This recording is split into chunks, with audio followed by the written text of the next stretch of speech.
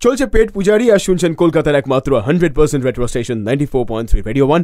এই যে 1 ঘন্টার জমাটি একখানা আড্ডা হয় না আপনার জিভের গোড়াটায়, আহা স্বাভাবিক এটা।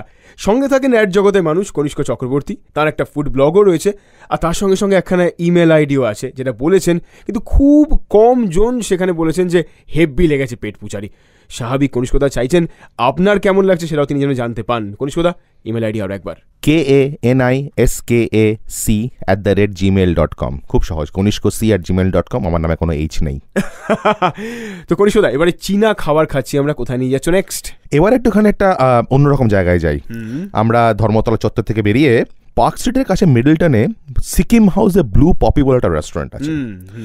ব্লু পপির সিগনেচার কিন্তু ওদের মোমো আবার, but that's not the point. The point is blue পপিতে একটা অসাধারণ মেইফুন হয়।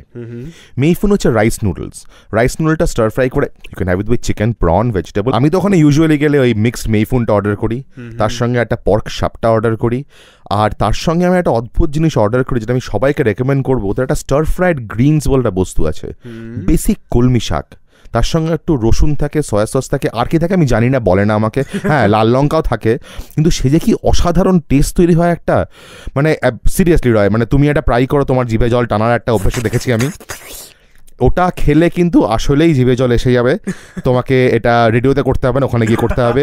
You must visit, everybody must visit. It's a wonderful place run by a wonderful lady call Doma. Doma is a good friend, please go there. So কনিষ্কদা আজকে যে জায়গায় যাওয়ার কথা বললেন, মানে চীনা খাবার খাওয়ার জন্য, আপনার পাড়ার মোড়ের ওই চিলি চিকেন আর ফ্রাইড রাইস সে তো হয়ই, ঠিক আছে, মোমো আপনি খেয়ে নিচ্ছেন, ঠিক আছে, কিন্তু অন্য কিছু না খেলে আপনি চিনতে পারবেন কি করে যে মেড ইন চায়না জিনিস বলতে দারুণ কিছু খাবারও হতে পারে।